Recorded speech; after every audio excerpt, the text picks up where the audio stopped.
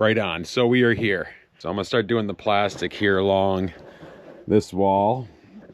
Yeah, I'm just gonna plastic up. I've got some marks at 10 feet up the wall, so I actually can go up the ceiling quite a bit, about to that line in that rock wall right there. And we'll start plastering this off. We'll do a little time lapse to show you guys what we got going on here.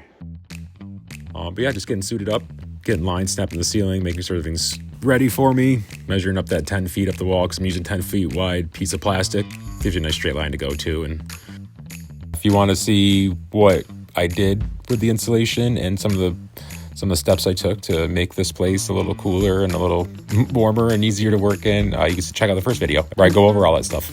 At this stage in doing any sort of building is you're making sure the insides of the walls are all complete, because once you put the wallboard on, you can't go back and change things. So you just want to make sure that everything inside the walls is as complete as you can make it.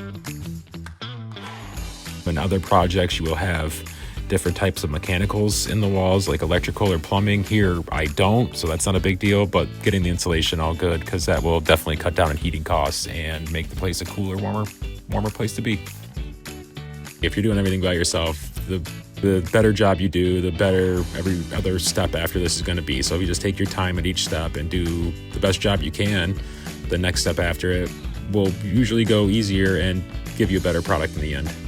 Because, man, there's nothing worse than driving a whole bunch of nails and having to pull them all back out. Some of the unexpected challenges that I had while doing this was the either quality of my staple gun or quality of the staples that I was using. The gun kept jamming, which made it a little more difficult when you're trying to hold the plastic up in one and shoot it, and then your gun jams. Code guy he wanted me to have plastic on the walls.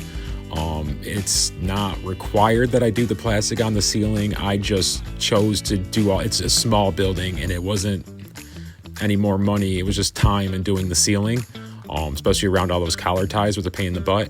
But it's gonna just give me just better the building's gonna be more sealed off from the outside elements.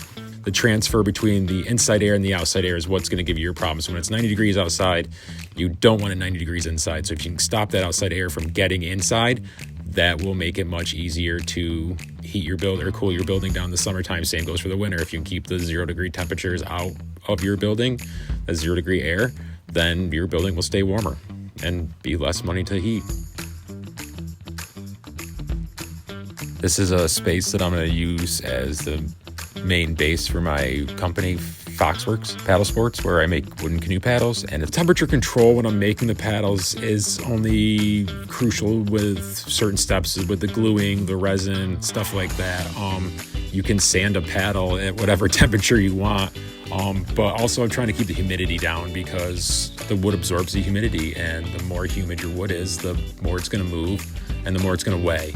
And I'm trying to make, lightweight canoe paddles for wooden, as light as what I can do.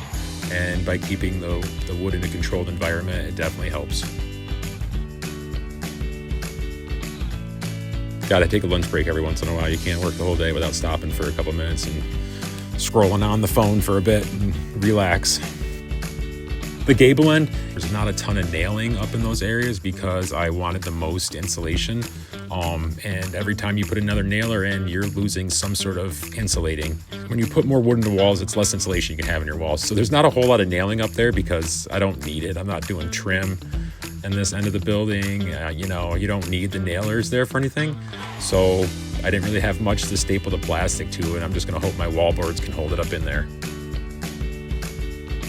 Yeah, join us for the next video. We'll be putting up some of these the OSB on the walls, start getting the wallboard up inside this paddle shop, and then get the electrical going so I can start building some paddles.